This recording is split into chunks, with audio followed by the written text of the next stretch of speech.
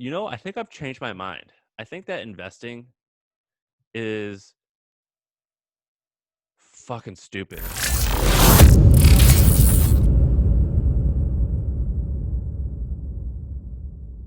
Okay, let's jump right in. People have been craving a brainstorm, and we're going to give them a brainstorm. Can I tell you one thing really quick before we get to the brainstorm? Yeah, let's do it. Okay, so I'm gonna go buy a car in about 3 hours, and I'm gonna live starting in August. I'm gonna live in a new city each month for 12 months, and it's gonna be. I'm looking for a list of happiest cities. So if you Okay. have that, let me know. Well, I've seen that once before, and I think it was like you're talking about U.S. only, right? I think like is it Um, Switzerland or Sweden is number one or something. yeah, I would go to Canada. I want to go to Mexico City because I love it, but the Corona thing, I don't think is under control there. At least to drive there, I wouldn't want to drive through those cities in order to get there. So where are you Maybe starting? Do you know number one? I think it's going to be Provo. Is it called Provo or Provost? What's it called? Provo, Utah. Utah. Yeah. Utah. The Mormons are definitely the happiest. So I'm gonna go and hang out with them, and then I don't know. I got to plan it. Okay. Well, I think that's good. You should figure it out as you go. And somebody tweeted this as a reply because I think you mentioned this maybe on the last one, and they were like, "Dude, you must have the coolest wife, who's just down to do all this stuff." They're like, "We need to get her on the pod." So I have two questions for you about that. A, what's her reaction to your, life plans like this, like crazy life plans? Is she, um, does she feed into them? Does she pull you back a little bit and say, "Hey, here's what's a little more realistic"? Is she just down for whatever? Like, what's She's her down. role? Yeah, she's down. She's a little more conservative than I am, but she's down. But does this seem like a crazy idea? This doesn't seem like a crazy idea at all. I don't think it's crazy necessarily, but it's definitely unorthodox, right? Like most people don't do this, so let's say it's unusual. I don't think it's crazy. I think it's a good Does your idea. wife But think this is weird? You work. if I told my wife, if I said, well, now we have a baby, so that's probably is when crazy. you But were childless. yeah, childless. Yeah, if I had said, "Hey, I want to move every month to a different city," she would have been like, "Why are we doing all this? Like, no, let's not do that. Like, okay, you want to go on vacation? Let's go on vacation." I think that would have been her reaction. No, If I really pushed for it, if I was like, "I need this," she would have done it. But it helps that I don't have kids, and we know that we're gonna have. Sarah's 27, so we're gonna have right, kids in 3 years. So we're definitely like, let's just party. right, yeah, that's good. Sony's a year older than me, and so from Right. day one, it's been like, "Yo, buddy, I'm on the clock. Let's do this." Okay, so that's one thing. That's one question, and then the second question is, does she listen to the podcast? Yeah, yeah, she does. She So does. All right, nice. that would be interesting to have wives come on because they have to deal. Like, how do they handle? Like Sarah, it's a handful for her to work with me for sure. Like, because I'm so crazy. We should do it Not as a like crazy, happy hour episode one time. right? Late night happy hour episode.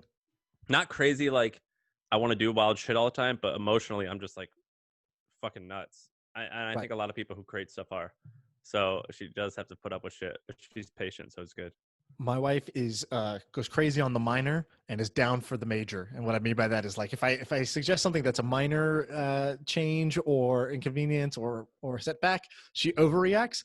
And then if I'm like she was pregnant and I was like, I'm gonna quit my job, we're gonna have no health care, I'm gonna go do this crazy thing. It's super high risk, high reward. And she was like, okay, yeah, I believe in you. And so like on the major things, she's like the switch flips in her head and she's like, okay, I gotta be super resilient now. Wait, did you just reveal something? No, this was before Oh, when she was pregnant before we had our baby. Because I was like, look, I'm going to sell this company or I'm going to end the company. But one of two ways, we're not going to continue this as is. Like, I'm going to go for the sale hard for 30 days, which is too short. And if we get a term sheet, we get a term sheet. If we don't get a term sheet, I actually want to just go do something else that I think has higher upside. And that'll mean no salary, no health care, no nothing. And if this doesn't work out. well, and you moved. I mean, I feel like you bought a house and moved on a whim. Yeah, I did that too. Okay, let's jump in. Let's do some of these topics. What do you got? Where do you want to start? Okay, let's start with DuckDuckGo. Okay, Okay. I was on the James Altucher podcast. James was here with us a few weeks ago. James is like a dork, nerdy guy. I say this with love. I like him a lot. He's like a nerdy guy, libertarian guy, libertarian audience, and I can't decide if this whole privacy stuff that we're talking about. So, hey.com email service launched a few weeks ago, a week ago. Its premise is like one of its many promises is it's on privacy. Okay. Right. Um, and so I'm really into this privacy thing. Um, the founder of Pandora told me that he is seeing his customers who are middle America people actually care about privacy. And when I was on my trip, I saw DuckDuckGo billboards everywhere. For those who don't know, DuckDuckGo, it's a Google competitor. It's a search engine, and it's all based on they don't track you, which like fucking ruins the business model. I have no idea how they make money, but No, it doesn't. So their thing was like, it's not no ads. So they still do search ads, but they're like, look, when you search for, you said you're going to go buy a new car. When you go search for, Mercedes versus BMW or whatever you're going to search for, they'll serve you an ad. They just don't need to know that you're Sam Parr, that you live in this place, that you have a wife. They don't need the personal data for the ads to still be effective because search is high intent. They know what you're looking for, so they can serve you a relevant ad. And their insight was, the slight drop off you get by not personalizing is not so bad if that can become your value proposition, that, hey, we're not using personal information to serve these ads. okay, so I just sent you their traffic. Yep. So go to duckduckgo.com/traffic. So here's my question to you. First of all, and we're looking at a hockey stick. We're looking at phenomenal. Since 2010, they're at, this is queries per day, or this is average? Yeah, so they average 62 million queries per day. I have no idea. I mean, what do you think Google's queries per day? Probably like 5 billion. Yeah, insane. I mean, Abreu, see if you can find Google's queries per day so we can put this. So 3.5 billion per day. I wasn't off. Okay. Okay, yes. So go ahead. And Google or DuckDuckGo's at 50, 60 million a day. So they're I don't even know what's that, like 3% the size. Anyway, DuckDuckGo. What do you think about that? I personally love this, and what I want to know from you is, do you like DuckDuckGo, and do you also think this privacy thing, like building products where the main feature or values in or the main thing the brand stands for is privacy? Do you think that's going to be a hit? I think it's a hit. I used to think the opposite. I used to be of the camp that was like, look, people don't give a shit. Like, if you just say, yeah, sure, in theory, people want privacy if you offer no privacy or privacy. But when it comes down to products, they're like, oh, this is a free good thing, and I have to give up all my data. All right, here you go. And so I used to think that people in practice were willing to easily trade privacy. And I think that's still true on the whole. But if we said, yes, where is the pendulum swinging? And so I think the pendulum is swinging more towards people caring about privacy, because these things stack up, right? So as the more paranoid you get, the less lack of trust you have in the system and of the big companies. It doesn't matter. You don't have to know which one is the straw that breaks the camel's back. Maybe it's the fake news stuff on Facebook. Maybe it's when your information gets breached for the 35th time and you get an email saying, hey, sorry, your personal info might have been leaked. Like, you don't know where it is, but these things just keep happening. And to the point where I believe people care more than they did before, and they'll continue to care more. So that's number one. Number two, you have to do it on a global product, like a product everybody uses, because it's still a niche audience. So, right, like you said, Google is about 50 times the search query size than DuckDuckGo. So like 50 to 1. And so you need a product that's used by pretty much everybody for those ones to add up and be a big enough market for you. So I wouldn't do it on some niche product. It's like, oh, you do, some niche mailing, MailChimp software thing. Cool, I'm going to make a privacy focused version. It's like, no, that's a niche of a niche. Well, but if you take a niche of a mainstream, it works. Like hey.com, I call it hey.com because I don't want to call it email's hey. global, right? Email's everybody uses. Yes, it is global, but like, you don't need that many users to build a $1 billion company. Totally. That's what I'm saying though. You're only going to get the sort of 2%, let's say, that value privacy enough to make a change. And so, like Superhuman did the same thing. Email is such a huge market. Cool. We'll go get the 1%, 2% who are willing to pay $30 a month for instead of free email. Abreu, and so I think that's the same thing happening here. Abreu, how old are you? 27. You're a little old for this question. The Zoomers. Think back to 5 years ago. No, it's a generational thing. I want to know, do the 22-year-olds give a shit about this? Because the way that the Zoomers, the way that they live and think is Dude, they don't give a shit about getting coronavirus. So what I don't know, man. The privacy of their data. They don't care about their body. They're a pretty conscientious group of people, I think. I don't know. I want to know how they think. But that was my question. Okay, so here's another opportunity for privacy that I'm interested in. Do you know that when you go to Safeway, so in California we have Safeway, in the South you've got Kroger, in the other South you've got Publix. What else is there? Albertsons and Albertsons. Okay, so when you go to your grocery store, like your major grocery store, you enter in your phone number to get a discount. right. What they do with that is they understand your buying behavior, and they'll send you stuff in the mail, or they will just learn about inventory, whatever. And this is incredibly effective, so effective that there's a famous story about a woman being a 16-year-old woman getting mailed stuff to her dad's home saying like baby supplies, and the dad was like, Right. hey, my daughter's 16, she's not pregnant, what are you talking about? Turns out she was pregnant, and they knew Right. it because in your Target. first Yeah. month you know what to buy. Anyway, when you go and buy that shit, did you know that you can submit like a request and they'll send you all of your, A do not track request.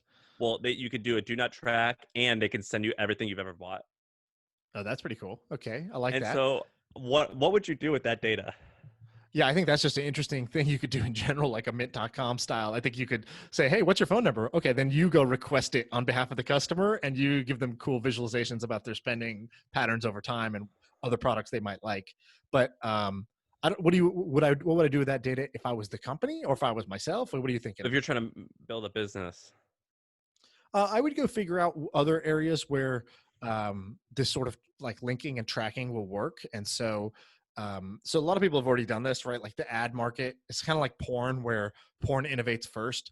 Okay, a close second or third might be the ad market. So, Furkan, who was kind of my co-founder, CTO of my previous company, his previous company was an ad tech company, and one of the versions of their app that they made. So the company's called AppLovin. And so initially the premise was, what apps are your friends loving? We will recommend those apps to you. And so it was like, if I know what apps you have and I know that you're my friend because you're in my address book, then it can tell me that Sam Parr loves this app. I thought it was a play on McLovin. No, it was, I don't know, maybe that was a side benefit because everybody loves Superbad. But but then all kinds of little edge cases started fucking them up. So they would, they would tell me that you love Grinder or whatever, right? Like, so first it's like, not everybody's app behavior they want to be transparent to their friends or their contacts. And I think there was one really horrible case where then they switched to trying to do this for app installs. So they're like, okay, if I'm playing a game and it's awesome, or sorry, forget about it, it's awesome. I'm playing a game and they want you to download that game because they get paid $9 if you download the game. They would show my face from your address book as, hey, Shaan's playing Candy Crush right now. Tap here to play Candy Crush 2. And that was like a super effective ad unit. Like they were like printing money. And I think something really bad happened where like the CEO of Expedia or something like that got an ad that like his deceased wife was playing this game or something like that. Like someone from his address book who had this app was shown to him and he's like, what the hell is this? And so it got back to them and they had to turn it off. And they did a similar experiment around location tracking, like kind of a Life 360 thing. And so you got to be really careful with these like data. Oh, let's use data to give you information about either yourself or others. You can get the situation like the dad who finds out his 16-year-old's pregnant. Yeah, long story short, privacy. Okay, I have a privacy idea for you. I love a privacy idea for you. So I think it's just because I've become like as the older I've gotten like more libertarian and like fuck the government like mentality. Right. Well, there's two things that are happening. There's people who are becoming libertarian, which is like F the government and F the man in general. And then there's people who are becoming more nationalistic, which is like it's us versus them. And us versus them means sort of keep them out and raise us up. And I think in both cases, you see this sort of like retreat. In both cases, it's a sort of, it's not like a shelter in place physically, but it's a shelter in place sort of psychologically, behaviorally, where you reduce your like, openness and your spread, in your behaviors and your data in other ways. So I think people in general, when times get a little crazy, there's a flight to safety. And I think you see this with investing. I think you see this with the way people act and behave.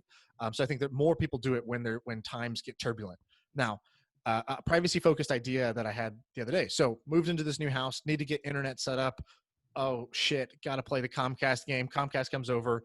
And of course, Wi-Fi doesn't really work great in my house. So I was like, okay, I need to invest in good Wi-Fi because not having good Wi-Fi is like not having water to drink. And so I'm like looking for these like Eero, these kind of mesh networks that you use in your house. I just to bought one. give you more coverage. So I just bought Eero, but I was talking to Furkan and I was like, I think Eero sucks. well, I hope it doesn't suck because I just bought it. But the idea that I was thinking about was, you know how when what typically happens, you have your Wi-Fi router, and then on your laptop you'll have like a VPN. So a lot of people have VPNs. VPNs are more and more popular. Some people have it for work. Some people have it to hide their traffic as they go bootleg movies on the internet, and they don't want it to be sort of traced to them. And so VPNs are kind of complicated, like to set up. Like you got to download one. You don't know if it's malware. You're setting it up. The average person doesn't even know what the hell VPN is. So I was asking. I've done a ton of research on this market. Well, the idea was actually, why don't you build VPN into the router? So you never need to download anything. It's just VPN by default, and That's it's built into the hardware itself. And so you actually, the value prop of the router is this is secure internet. Oh, that's fantastic. And so Furkan, of course, was like, there's people doing this. And so I can't say I'm the first to have this idea, but he was telling me about a couple companies to check out if you're interested in this. So Next DNS is one of them. Ubiquity is another one. And so he was showing me a few of these that today are still kind of like, you kind of need to be a developer to A, know about these, or B, like know how to configure them to set them up. And so I think if somebody takes the Eero level of simplicity and design, but they make the value prop, hey, your internet search traffic, your whatever you're doing on the internet is private if you buy this box instead of that box. I think people can get behind that.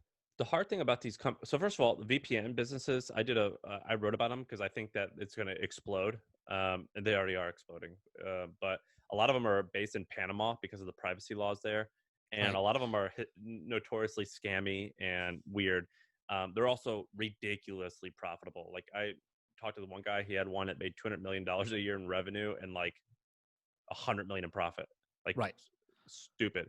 But Eero, do you remember, Eero got bought by Google, I think? Amazon, I think. Amazon. It like got acquired for nothing. These companies are so hard to make money because it costs so much money. Right. Yeah, I think hardware is hard. Everybody knows that. Like Ring doorbell, it gets $1 billion outcome, but like I don't think it was like ultra profitable at the time. I think it was strategic, the reason it got bought. But the reason I think Wi-Fi router is interesting because Wi-Fi is like email, it's like Google search. It's a thing that everybody has. Every physical place has a router. And so the 2% of that market that cares about privacy, I think is still a big market. And I think I don't believe that it's so hard to make money because again, you like with this Comcast box that I have here, I got to pay these guys $14 a month just for this router to sit here. There's no way this router is worth more than like $50, but they're going to make money on me. They'll break even in 5 months, and they know I'm never going to like get rid of my router. And so yeah, I think that there's something interesting there. Yeah. Also, fuck those guys. Yeah. This episode is brought to you by Comcast. What do you got? Okay.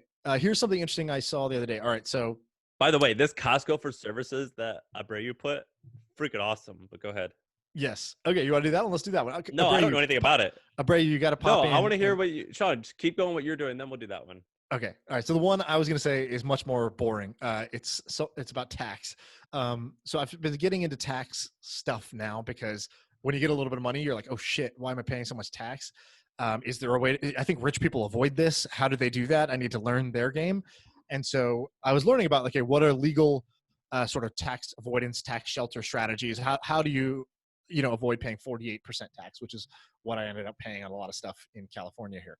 And so one of the things that I learned about was, so there's solar credits, right? So solar is one of these things that the government subsidizes. So if you have a building, you can buy solar and you can take 100% of the installation cost as a tax write-off. So I was like, okay, that's cool, but okay, where am I going to put that on my house? I don't know. And I don't really need solar. Like, I'm so ignorant when it comes to taxes. So when you say write-off, that just increases your income. Yeah, like let's say you make $1 million. If you're going to pay, 40 something percent, 43 to 48% tax here in California, because let's say it was all ordinary income and you're in the highest tax bracket. So you're going to pay all that in tax. Now, if you have certain business expenses or personal losses or tax offsets, you can reduce your overall tax burden. So instead of paying $400,000 in taxes, you can pay $300,000, which saves you $100,000. So for most you still gotta people, buy the damn thing. You still got to buy the damn thing, but if you need a thing, or you like with solar, so this is where I'm getting at. So typically with solar, it's like, oh, well, I need power anyways. I'll save every month on my monthly bill, and I can get a tax write off today. So there's a good investment, right? I'll take $100 grand, I'll put it in, I'll write off $100 grand immediately on my taxes. So it's sort of like I got the thing for free, and then I'm going to get a lower utility bill every month after that, right? So that's the theory. Well, I don't But think you get it for free. God, I'm so stupid. I don't you, think you I'm get it gonna for I'm gonna spend an extra $100 grand, but immediately by spending that, I can write off the $100 grand off my taxes. So yes, I had to take another $100 grand out of pocket, but now I have to pay $100 grand less in taxes, right? So you can see how it offsets your tax bill. No, you don't pay God, we sound. I think I'm so fearful of sounding like such a fucking idiot. No, let's do it. I don't think you. I could be wrong too, but I don't think you spend $100 grand less in taxes. You spend $100 grand times 43%. Like no, it's like $100 grand less. It's no. Let's say my total taxes. If my total taxes due was 400 grand, and I have $100,000 offset, a deduction that I can make. So you take my total tax bill 400,000 and you reduce it by 100,000. So now my total tax bill is 300,000. That's how it works for sure. Okay. Okay. So anyways, I know nothing. So I've been trying to find what are these deductions? How do they work? Do I qualify? Now, interesting market that I saw. So my father-in-law was like, yeah, with solar, I was like, I don't own a building. He's like, yeah, if you own real estate, you can depreciate the real estate. You can do solar. I was like, I don't own a building. So what do you want me to do here? He's like, well, technically you could buy the solar for another building and lease it to them. And then you write off your whole and your CapEx, whatever. And so what I found was there's this business. So if you ever notice, there's a long way of saying, have you ever noticed when you drive by schools that schools all have solar panels on top now? Sometimes, and so if you see in California, especially, you go every middle school, high school is just got solar panels all along the roof. And the way this works, I found out, was companies like Chevron and Exxon or whoever, they want tax credits. And so what they do is they go to the school and say, hey, we will buy solar for your school. And they buy solar panels for the school. It becomes a tax write-off to them. The school leases it from Chevron. And so Chevron gets a monthly payment from the school, and the school gets lower utilities without ever taking a dollar out of its pocket. So I thought this was very interesting, and it sort of, I don't know much about this yet. And so I'm going to dig into this, but it seems like there's a business to be had for basically pairing up schools, churches, other types of entities that want solar. They want a lower utility bill. They don't have the money to invest to do this whole infrastructure thing. And businesses which are looking for tax write-offs, and just make it where you push a button, the project happens, and you receive your paperwork that says, here's your deduction. And here's your income stream coming from the lease. So I think there's a business to be built, basically pairing up the two sides of the marketplace, a physical building like a school or whatever that wants solar and doesn't want to pay any money, doesn't want to do any work, and a company that's looking for tax write-offs that is willing to go give that school solar in exchange for the tax write-off. Love it. I'm going to tell you something even very similar as well. And this is in the same vein of very half-baked, 10% baked, 1% baked. Most highway medians and government property or public property has grass. And the reason it has grass is the cheapest way to cover land. Okay. But grass is actually incredibly expensive to upkeep. Okay. Like if you're in a median, you have to mow it. Like the way that the math works out, it's something like I forget the exact. There's math behind this, but and then plus having to mow it and water it and do all this stuff, it's incredibly expensive. And in LA, I have to remember the numbers, but in LA, I think that like 20 or 30% of all water went to watering lawns. Right. And so what they did was they tested this out and they gave turf to their residents. They just gave it away. They go, here, right, we'll do it for you. Yeah. And it reduced water usage a significant amount. And I started thinking about it. I'm like, that's kind of interesting. What if you just went to the government and you're like, we're just gonna let's just turf all the medians in America. Right. Because I heard that on NPR they did this whole thing. They're like about how bad grass is, and I was like, that's pretty amazing. I got to look into this, and I have not looked into it. So I sound like just a fucking idiot this whole episode. But no. So let me give you one more. Okay, so here's the general theme of these really random ass topics we're talking about. Is when you look around the world, and this is what I'm now training my brain to do. when you look around the world and you see some item or object or patch of grass, just think to yourself, how did this get here? And what you realize is there is a business underneath every single thing. Like this is going back to when we said, in offices, you got that poster about like the kind of HR hazards or whatever, like the stupid labor law poster you have to put up in your office. That's like it's a huge business. That's a huge business. I was blind to this, right? I just saw this poster. I didn't ask how it got there. I didn't ask why it had to be there, why every office has this.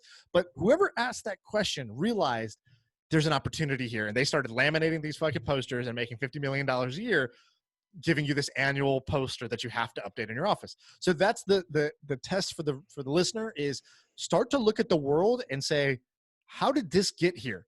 Who wanted this here? What is the economics of this getting here? And oftentimes that's a great point, Shaan.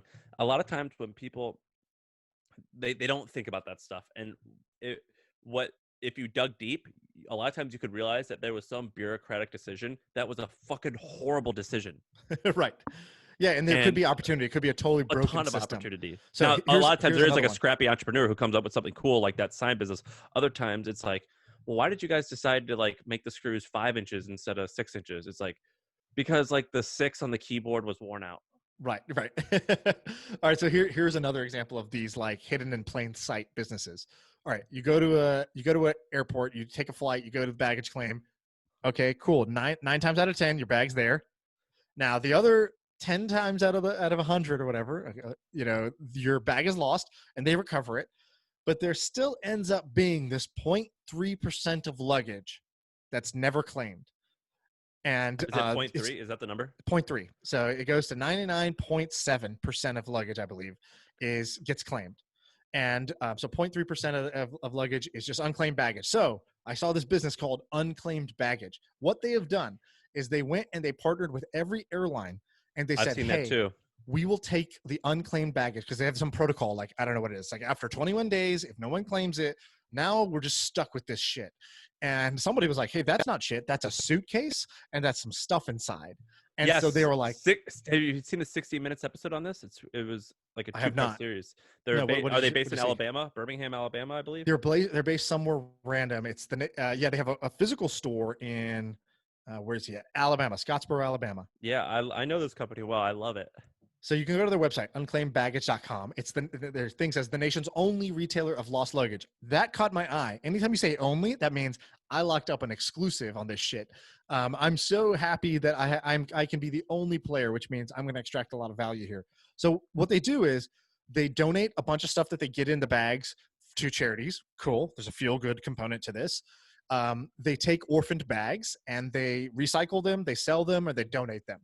And those three combined or a business. And so this was just like, to me, such a cool, clever idea. I couldn't find like their revenue. I didn't have a chance to check, but you can go on the site and it's like, what's it called again? Unclaimed Bag. It's like, you'll buy this. There's a Rolling Stones collector's limited edition leather motorcycle jacket for $500 up for auction on this thing. What's it called? Unclaimed Baggage? Unclaimedbaggage.com. Well, we could find this out. I remember 60 Minutes did a big like expose on the a while ago, and it was like, they have like tens of thousands of square footage. Right. Yeah. They have a huge facility there. The other one that's like this, which I think is more popular, people know about this more, is the group that takes you go to a hotel, you use, 2 squirts of shampoo out of the mini bottle, and now there's still 3 squirts left, and then you check out and they don't want to give that half empty bottle to the next guest. So they ditch it. And so some guy was like, whoa, that's a lot of waste of plastic and shampoo. And so someone started going into hotels and partner and said, I will take all your used shampoo bottles, conditioner bottles, body wash, whatever. And so they built a huge business just recycling this stuff. I love that. They take it, they reuse the goods, they donate certain things to charity. And it's such a good business. It's like doing good while doing well. And I think those are great. I love that. Here's why I just Googled. So Doyle Owens is the founder of Unclaimed Baggage. He's dead now. He died recently. And if you Google him, he's just like an old Southern white looking dude. I mean, just a normal ass looking dude. And the guy who watches Billy Madison 3 times a day. Yeah. Well, the reason why I like him is because I think that people tend to overcomplicate things. And like, I'm very passionate about the the mission of reducing waste. Right. Just like just don't like the idea of don't consume what you don't have to consume and just don't be wasteful. I was raised Catholic, and like this idea of like gluttony and like waste, it's in my blood. I hate it. This Right. fucking guy, this is like the definition of just like turning shit into gold, of just like, Right. he's just like, it's a super simple, it's not fancy. It's in Alabama, which, I'm from the South, so, but no disrespect to the South, but like people look down on that shit because they think they're in Silicon Valley, that they're special. And this guy reduced waste significantly and got very wealthy in the process, Right. Love it. and Okay. he probably created maybe thousands of jobs for like low income people. This guy's the best. I love And this. so if you know about a business like this, I'll call these hidden in plain sight, super simple ideas, just things that when you look around the world, most people just take them for granted. And then somebody out there is like, no, wait, how did this get here? Who picks this up when it's done? What's the business of that? Tweet those at me. I want to know what other businesses are like this out there. Did you make collecting that? them? Did you make that term up? In Hidden plain in plain sight? sight. No, I think they use that term for like serial killers that are just in society. So like, that's where I've heard it. It's like for criminals in some way, but I don't know. Yeah, it's a phrase. Dude, Doyle Owens is this guy's name who started Unclaimed Baggage. I love this guy. Doyle, I hope you listen to this. He's I'm dead. sorry I said you. Oh no. He's dead. I'm looking at his obituary. Well, He's dead. Damn. This Okay, guy's fucking awesome. Rest in No one peace. go into this market. I want this family to be. I love this family. 3 seconds of silence for Doyle. Fucking. There's a big New York Times. I got to cover this on The Hustle. This is a super interesting story. An example of this that you guys covered on The Hustle is the mannequin lady in Oakland, who takes, I guess either used or damaged mannequins out of stores. Because again, what are you going to do with this hunk of plastic? Like, who needs this mannequin? And she's just got a warehouse of mannequins and then ships them out and makes a killing. So that's another example of these. Oh, like these are parts of the world that you didn't realize are businesses. All right, Abreu, give us Costco for services. What are you thinking here? So this is kind of like a Pinduoduo thing, right? So Yep. shopping in bulk, you get a discount. So this is a two-part thing. So what you would do is you would go to these companies, SaaS companies, say like an Adobe, and say, hey, what kind of tiers, what kind of pricing, discount per tier would you offer? Let's say, hey, if I can bring 100 customers, we can offer a 10% discount, 5% discount of our normal prices. The second thing would obviously just, have a website where people can kind of create groups and claim that discount, right? You can call them pods, clusters. Let's say you get a 10% discount for 50 people. The website will show, hey, 40 people already in this pod, 10 more, you guys get to claim this discount. So, yeah, what you're describing is group buying, and it could be great. A few companies that do something similar to this are AppSumo, Stack Social, I think, does it. They're good companies. I know, and then there's a new one called is it called Secret or Ghost? You know what I'm talking about, Shaan? No, Ghost is like a blogging platform. I think it's called Secret or something like that. Anyway, it's called Secret, I think. I'm looking at them. I was going to partner with them in some capacity. It's an interesting business model that a lot of people have tried. Founders Card is another one. That's like probably a $12 million a year business. It's an interesting business. No one has actually made this scale wonderfully. And I talked to I'm going to name drop a little. And at the backstage of HustleCon, we had the founder of WeWork, not the one that's in the news, but the other one. Miguel is his name. And what they did I don't remember how many tenants they had, maybe 50,000 at the time. And he said they launched this like rewards card where they got group discounts. And he said no one used it. And that shocks me because what you're describing, Abreu, I'm like, yeah, you want to save money? Of course you're going to use that. But for some reason, people don't do it. I don't know why. Businesses that have made this work in an indirect way are Retail Me Not. They kind of they made it work a little bit. I mean, that company sold for like $1 billion, I think. I mean, it was a huge exit, or maybe it's still independent, but large business. What do you think, Shaan? I like group buying. I have a friend who taught me a lot about group buying, or he was telling me a lot about group buying companies. Everything was fascinating, but I didn't retain any of the information. So we're going to have to ask him to come on and explain some of these group buying companies. All right, let's move on to the next one. I have some other interesting things.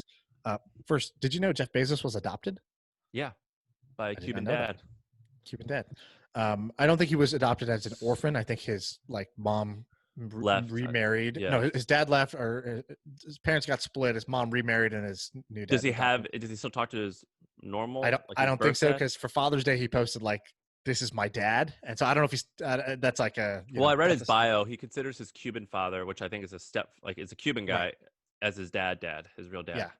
And I just thought it was crazy. Like, imagine adopting the wealthiest man in the world. Steve Jobs. Just- Steve Jobs was adopted Right. too, and then he met his birth father at a restaurant, and his birth father didn't know that was. Oh, I didn't know that. I didn't know And that part of the he story. had and then when he went to the restaurant and he saw his birth father, Steve knew who his birth father was, and the birth father goes, "Oh my God, Steve Jobs is at my restaurant! I cannot believe this!" and like flipped out over it. And I don't think Steve ever told him he was his son. That's amazing. I didn't know about that. Okay, I have another company that I think is cool. I want to talk about. Wait, that's it? You're just going to say Jeff Bezos was adopted and there's no... Yeah, that's the whole subject. I just thought, imagine adopting someone who became Jeff Bezos. That's crazy. Okay, let me tell you a quick tip then. That isn't a business. Company's House, that's the name of it. And then there's the equivalent of Australia. Did you know that in Australia and many of the countries in Europe, if you're a privately held company that's above like 40 million in revenue, I think, you have to submit an annual report? Yes. I didn't know that. I went to the Australia's version and the Australia version. It costs $5 per report. It's called Company's House for Britain. It's completely free. I just like looked up all these cool companies, and you can see how much like dividends they make. Right. My friend started this in Great Britain, also called Due Diligence. It's called Due Deal is his company, and I think it's like a massively. Last I checked, it was like a massively successful company. And I was like, "How are you getting all this private company data?" He's like, "Oh, it's just like you have to make it available here." So what we do is we just aggregate it, present it, make it searchable. And I was like, "Oh my God!" Like, Jesus, how, A, I wish that existed in the US, and B, what a simple, beautiful business to do. Oh, I'm looking at this. Amazing. Did you find anything interesting from these, or did you just want to shout them out as cool tools? So what was the one? I'm going to check out the Australian one. It was what house? Company House? That's Britain. It's free. I don't know what it was called. Is this easy to use? Like, am I? No, it's not. Company's House is easy to use. The Australian one is not easy. It was called Australian ASIC, Australian Securities and Investment Commission. I guess that's their equivalent of the SEC. Right. And it cost money. So I looked up a research business that was similar to mine, and I was curious. And the founder just pays himself $10 million a year, and I just looked at the financials. It was pretty big. It's called you probably know this, Ibis World. Yeah. Ibis World. I didn't realize that's how big it was. 100 million. So 20 million. Idea is, and these might exist already, but you can build a layer on top of these just to make them more user friendly, searchable, sort of easy to use, clean up the data in some way, and those can be pretty awesome businesses. Import Genius is a great example of this. Publicly available customs data that they make, and it's not even that easy to use, but they make an interface that makes it very sort of simple and easy to find the data that you're looking for. And so, if there's some entrepreneur in Australia who wants to take ASIC and make it more of a consumer-facing website, or maybe that exists, but that would be a cool opportunity. What else? So I saw this company I liked called Align. I almost hesitate to even talk about it because I'm like very interested in it, may invest, may use it, may something. I don't know. Like the teeth thing? Not the teeth thing. It's pretty cool. So you know how Lambda School sort of popularized income share agreements? They, basically I train you, you go get a job, you have to pay me back out of that. Sort of like a novel way of doing student debt. So income share agreements are getting more popular as Lambda School has sort of proven that they work. So all the Lambda School clones. I don't think they've proven they've worked. I think that they're proven that some people are interested in them. In what? Income share agreements? Yeah. I'm critical of them. Yeah, I don't really know why you would be critical of them. Why are you critical? First of all, I think that the boot camp idea is just unrealistic. Okay, but that's different. That is different. I don't know. I'm not well versed on it yet, so my opinion is I'm skeptical. Which is here's what I think I'll leave it at that. Here's what I think is a very valid skepticism of it. hey, you're making this sound like a totally new thing. This is just a different form of student debt. Like, I go to school, and then when I graduate, I have to pay back X dollars for my education. That's student debt. That's how an income share agreement works. That's also how student debt works. So there's a lot of people who are like, oh, student debt, evil, student debt, big problem in the country, income share agreements, novel disruption. And really, they're both just debt instruments that work Did you have debt? slightly differently. I didn't have student debt, luckily.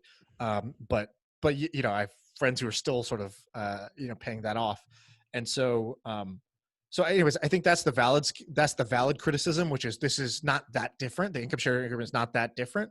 The one difference would be with student debt, you owe it regardless of whether you get a good job or not. For income share agreement, you only owe it if you get a high paying job. So the incentive is kind of aligned for the school to train you up and help you get a good paying job, which is your goal as well as a student. So I think that's a fair counter. But anyways, my point is income share agreements, whether you like them or not, they are getting more popular. They sort of were non-existent 5 to 10 years ago, and now they're getting more popular. And it's a financing instrument. And so what Align is doing, I think the website's helloalign.com. They basically made like a sort of a Stripe for income share agreements. So it's just a way for anybody who wants to set up an income share agreement to do so with like sort of one line of code type of thing. They take care of the whole income share agreement process. So let's say which is true, have ideas for new education models, new schools, new ways to teach people and help them earn more money. I could now set up an income share agreement website, like without having to do any of the sort of finance, compliance, like all that work that I would normally need to pay a bunch of lawyers and spend a bunch of time doing. Now I just get it out of the box. So it's like when Twilio made SMS, an easy thing to use out of the box, or TalkBox made it easy to use video streaming, or Stripe made it easy to do credit card processing. Now these guys did it for income share agreements, which I think is a very clever niche. How big are they? What's their traction? Anything? They're brand new. I think they're in early access right now. I'm on board with that. I don't think I would invest because I'm not investing in. I don't want to invest in private companies right now because I'm just a pussy. But I'm just fucking fearful at the moment. No, that's fair. I'd rather be the stock market, but that's cool. I like it enough that I would be close to putting my money where my mouth is on it. Right. I don't think I would invest either, but I just think it's cool that somebody built this. And also I think it's a good example of identify niche trend. A lot of people do this when bots started getting more popular. They're like, cool, here's a bot maker, or voice, the Echo gets big and people start buying a bunch of Amazon Echoes. And then people made it easy to make voice apps using things like voice flow. I think you want to be on the edge where, is this a trend? If it is a trend, I can spin up the super simple website or service like, maybe email marketing is going to get big. Let me build a really easy way to email a mass list and track the opens and whatnot. And sure, 8 times out of 10, that trend is going to fizzle out or end up being much smaller than you think. But being early really matters in these spaces. And so I think that's cool. Here's another niche thing that I thought was cool. It's something called Agent Fire. So this is a website for a real estate agent. It's like a Wix or a Squarespace specifically for real estate agents. So it's like, push a button, here's your real estate agent website. This company's doing $100,000 a month. And what's interesting is that there's this guy you should follow. His Twitter handle is VinRob, VINROB. And this guy, Robin Vanderhayden. And what he's doing is I don't know, I haven't met the guy yet, but his claim is I help people productize their service. So Awesome. Here's what happened Many here. requests. Oh my God. Somebody was making a service to do this for agents. Like, you pay me X dollars, I'll build you an agent website. And what he helps them do is turn that into just a specific standalone SaaS product that will just let an agent do it automatically. So now there's no human service in the loop. And he tweets out a bunch of examples of profitable niche services that have turned into products. And so I thought this is kind of a gold mine of like cool little ideas and hacks. And Agent Fire, which is one of these, which is a guy who was doing this as a service, turned it into a product, now doing 100,000. Oh, this is amazing. Who's many requests? Like, I mean, you said who he is, Rob. Just this guy. Is this guy raising money? I don't know. He's based out of Singapore. Everything about this guy, I'm interested. I'd like to meet this guy. I think people should follow him because he's tweeting out gold and he's only got, 2,000 followers. So most people aren't looking at I this love right. Rob. I'm following him now. All right. Let me wrap it up with one thought. Yeah. We've talked about we've had a bunch of people on here who are investors, and we had a friend is raising a fund right now. I think I've changed my mind. I think that investing is fucking stupid.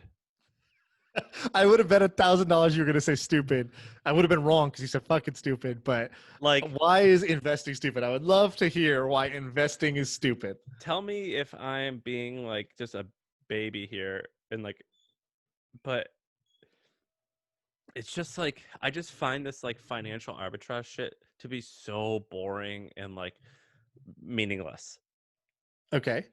So, And I watched the TV show Billions, and I'm like, oh, that's cool. Like they're doing all these big things. It looks exciting.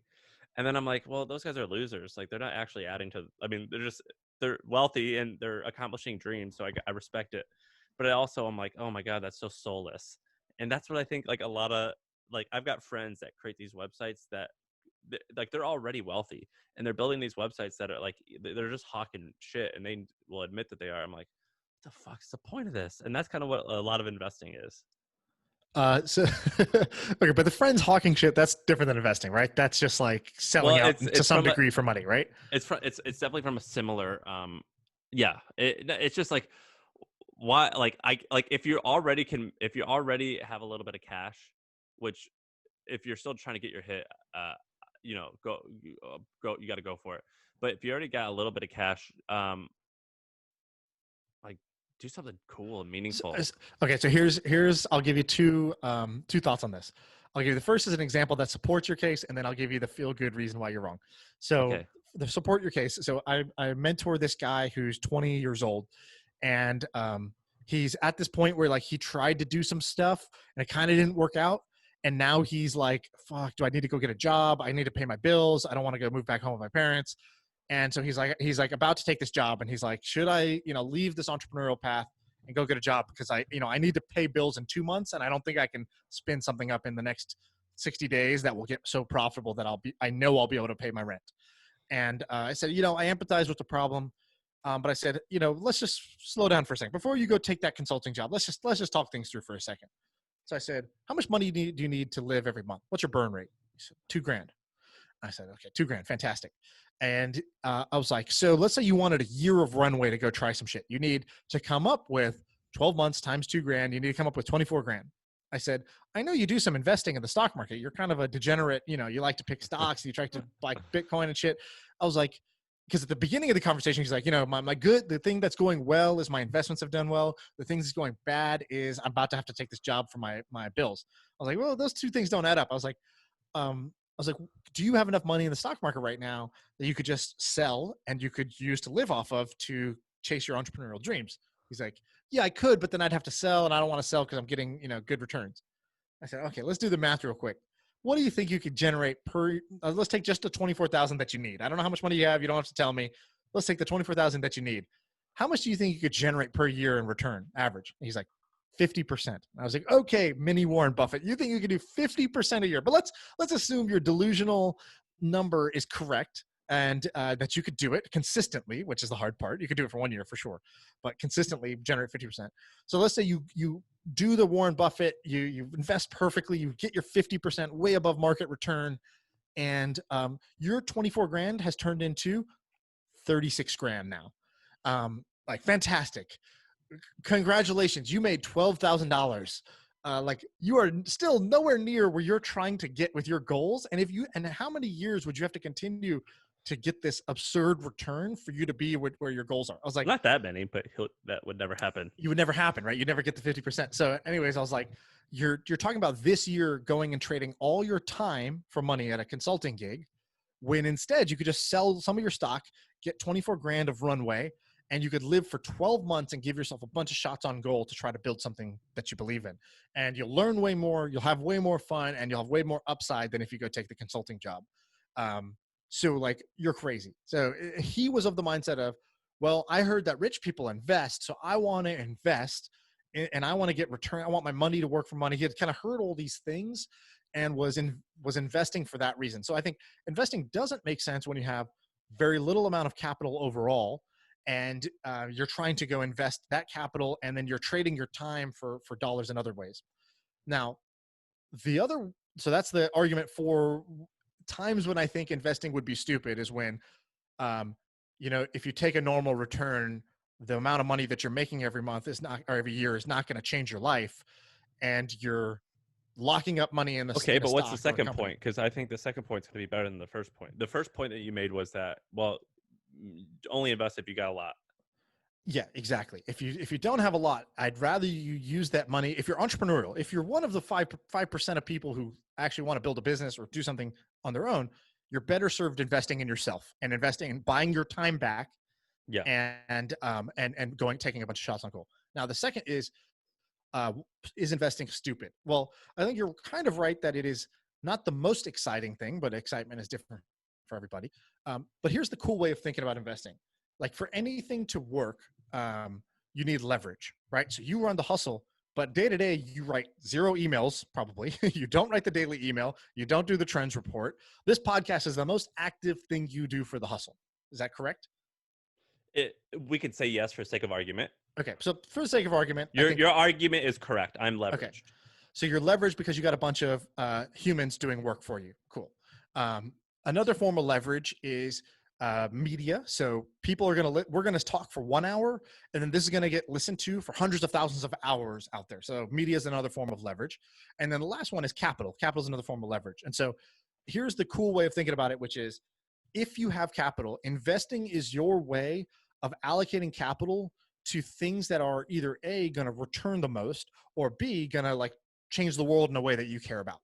And so capital is your way of influencing the way that the world goes, because you get to assign units of energy to different companies and causes that are going to go do shit in the world. I get that. I think that's a great point.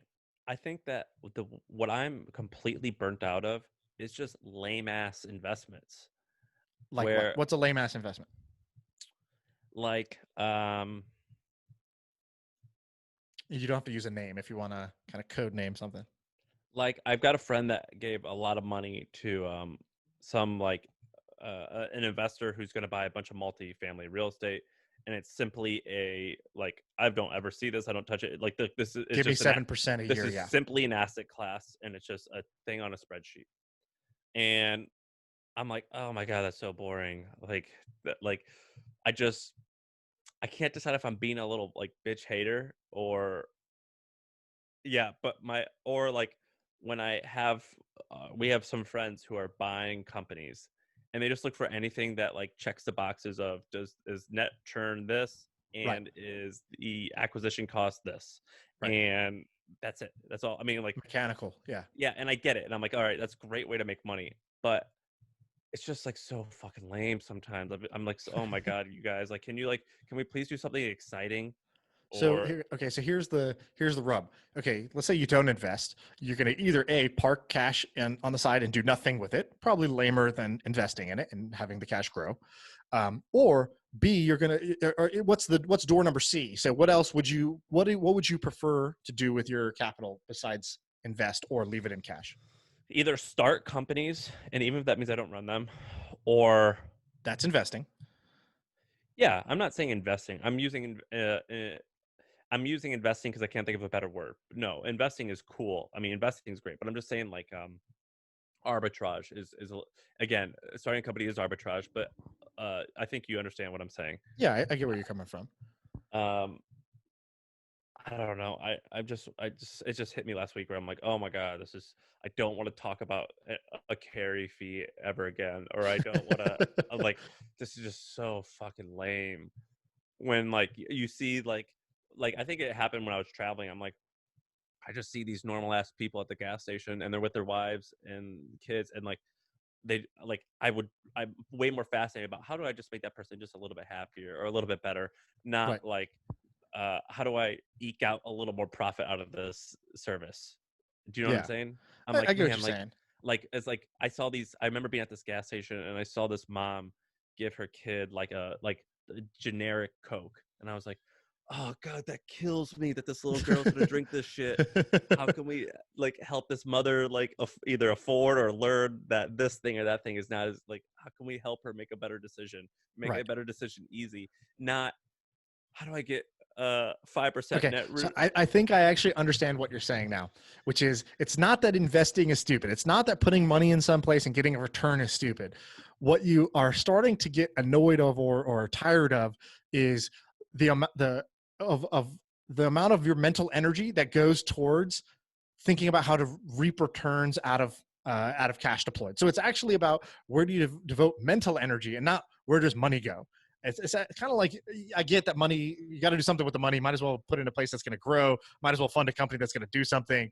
But it's about mentally spending cycles thinking about how do I get 7% versus 8% versus a tax efficient 9% versus just mentally spending those same cycles thinking about something else. If I can reading a book, talking to a person, building something cool, writing a song, whatever it's going to be. Is that more accurate? Yeah, just like get out of this financial arbitrage circle jerk and actually make a difference and have an exciting, wonderful life Yeah, I'm for with you on that. myself and others.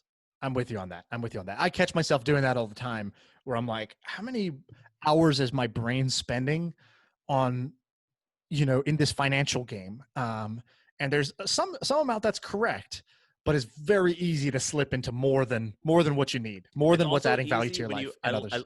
I love that TV show Billions, and I'm like, oh man, like Bobby Axelrod, this powerful billionaire guy, he's going to war versus other people. That's fucking awesome. I love that. Yeah, he's an alpha. And then I'm like, but he's also just a jerk off who's just trying to like squeeze pennies out of this thing or that thing, and it's complete nonsense. Right.